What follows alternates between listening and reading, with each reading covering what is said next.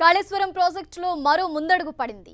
కాళేశ్వరం 6వ ప్యాకేజీలో తనిఖీలు పూర్తయ్యాయి. సజ్జపూల్లో 6 డ్రాఫ్ట్ గేట్లను విశాఖ నుంచి వచ్చిన 8 మంది గజయితగాళ్లు తనిఖీ చేశారు. దీంతో 7 గేట్లలో ఎలాంటి లీకులు లేవని నిర్ధారణ అయింది.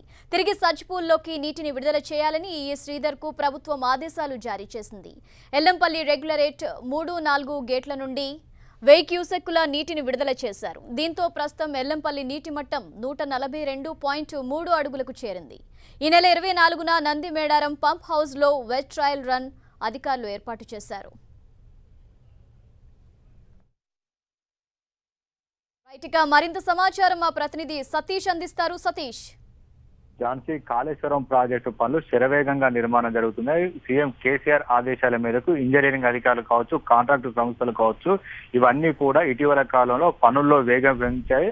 నిర్దేశించిన లక్ష్యానికి పనులు పూర్తి చేసేలా కాంట్రాక్ట్ సంస్థల అధికారులందరూ కూడా చర్యలు చేపట్టారు. దీనిలో భాగంగా ఎల్లంపల్లి ప్రాజెక్టు నుంచి కాళేశ్వరం సంబంధించినటువంటి నంది మేడారం 6వ ప్యాకేజీకు ఈ నెల 17న వెట్రన్ అధికారులు నిర్వహించడం జరిగింది. ఈ వెట్రన్ లో ఎలాంటి లోపాలు లేవు అని చెప్పి అధికారులు నిర్ధారించడం జరిగింది.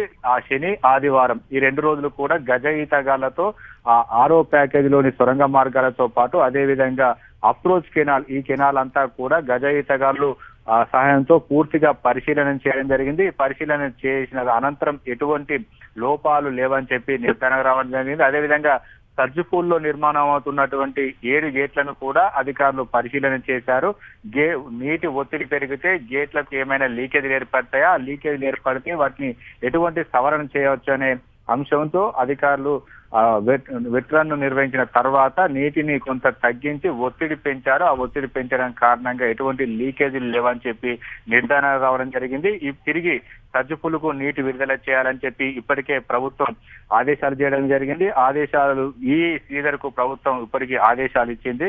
ప్రస్తుతం అయితే ఎల్లంపల్లి ప్రాజెక్టు నుండి 3-4 గేట్ల నుండి 1000 క్యూసెక్ల నీటిని సజ్జపూలుకు 6వ ప్యాకేజీకి విడుదల చేస్తున్నారు. 6వ ప్యాకేజీలోని మోటార్లను రన్ చేయడానికి అధికారులంతా కూడా చర్యలు చేపట్టారు. 6వ ప్యాకేజీలో 7 మోటార్లు ఉంటాయి. 7 మోటార్ల ద్వారా పంప్ హౌస్లోకి చేరినటువంటి నీటినంతా కూడా పక్కనే ఉన్నటువంటి నంది మేడారం రిజర్వేయర్లకు లిఫ్ట్ చేస్తారు. అక్కడ నుంచి 7-8 మరొక ప్యాకేజీలకు వెళ్తాయి. అక్కడ నుండి మిడ్ మానర్, అదేవిధంగా ఎస్ఆర్ఎస్సి పునర్జీవ పథకాలకు సంబంధించినటువంటి కాలువల ద్వారా ఆయా ప్రాజెక్టులోకి నీరు తరలింపు ప్రక్రియ జరుగుతుంది.